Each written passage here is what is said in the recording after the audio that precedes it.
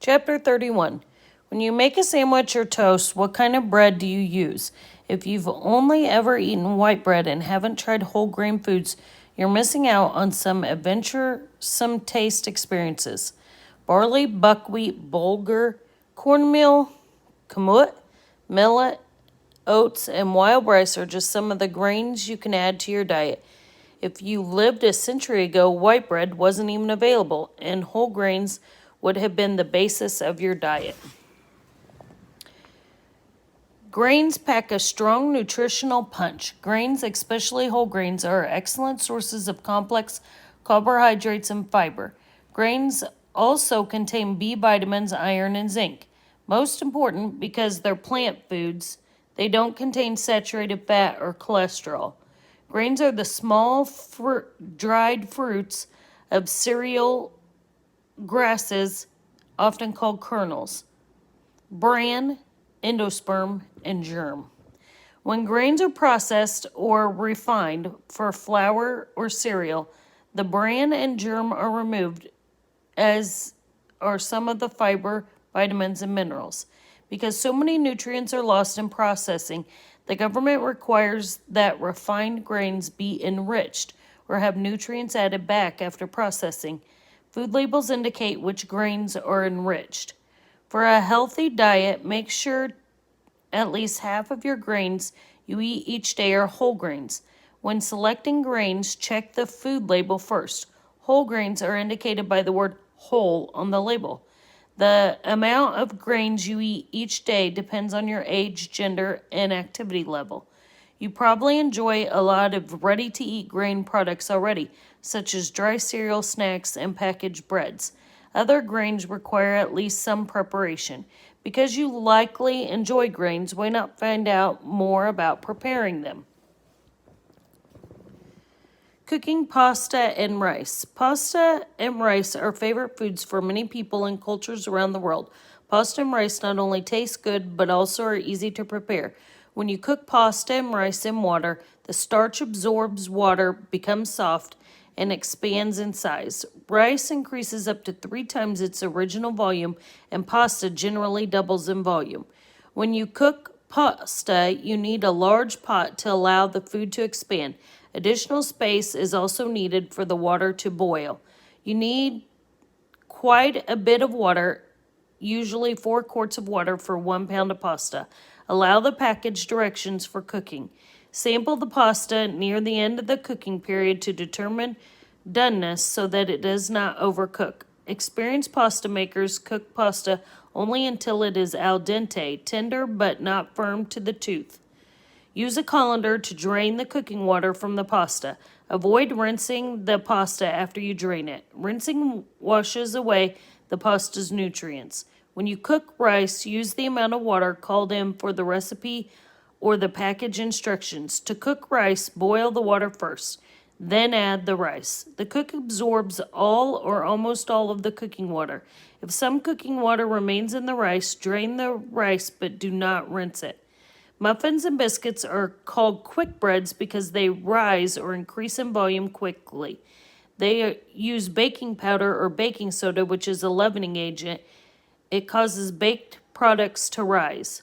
Quick breads take less mixing and rising time than yeast breads do. You can find delicious recipes and box mixes for whole grain muffins such as bran muffins and for popular flavors such as blueberry and banana nut muffins. When making muffins, you generally do the following.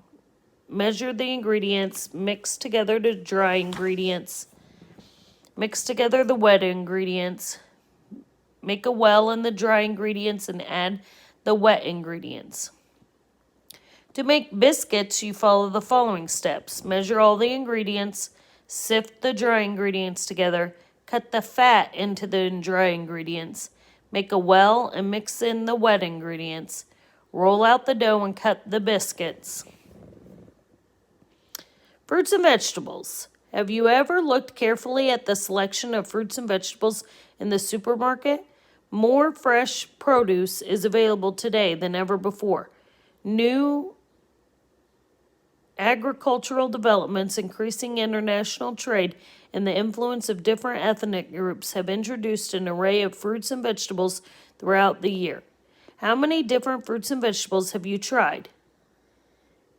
Jicama, mango, tomatillo, bok choy, taro, plantain, papaya, and more are available in many stores. Add carrots, celery, apples, lettuce, broccoli, oranges, green beans, watermelon, potatoes, and corn to this growing list, and you might have a difficult time saying, I don't eat fruits and vegetables. Everyone benefits from eating a variety of fruits and vegetables. When choosing vegetables, remember that variety is as important as quantity. No single fruit or vegetable has all the nutrients you need to be healthy. Also, eating the same food is boring. No matter how good the food tastes, eating a variety of fruits and vegetables make meals interesting. Fruits and vegetables are low in calories but packed with generous amounts of vitamins, minerals, and phytonutrients.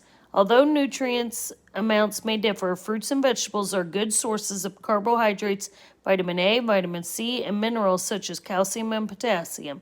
Scientific evidence shows that fruits and vegetables protect against heart disease, stroke, cancer, and other serious health problems. One characteristic that indicates the amount of nutrients in fruits and vegetables is color.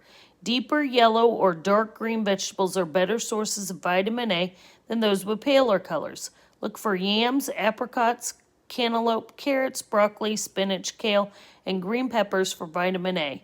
Citrus fruits such as oranges and grapefruit are outstanding sources of vitamin C. Other good sources include tomatoes, strawberries, red sweet peppers, and white potatoes.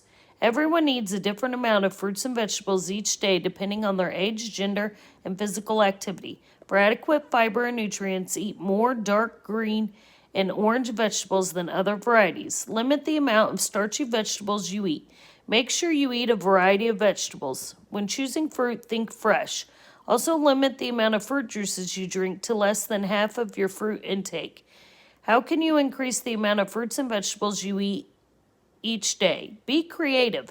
Add lettuce, tomato, green pepper, and onion to sandwiches, or dip fruit in low-fat yogurt. You can add vegetables to casseroles and experiment with various fruits and vegetables in salads.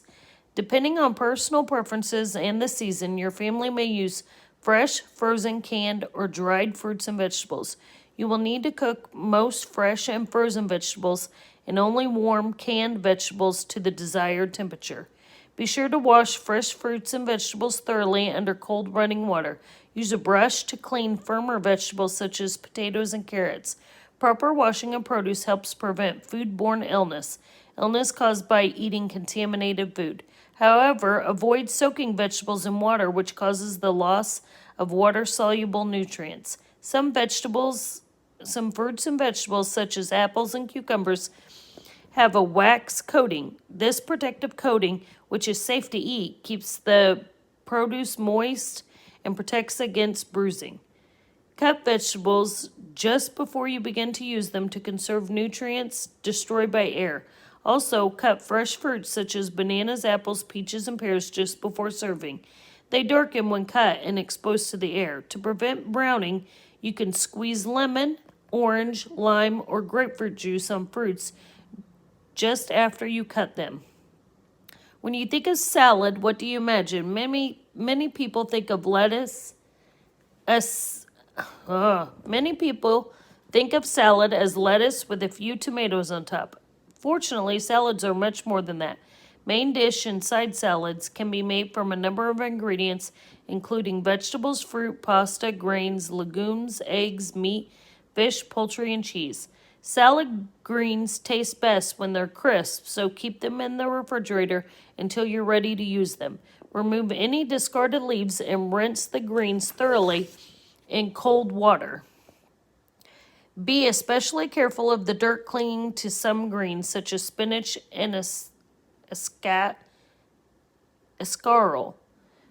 Put them in cold water, move them around, and lift them out of the water. The dirt usually settles to the bottom.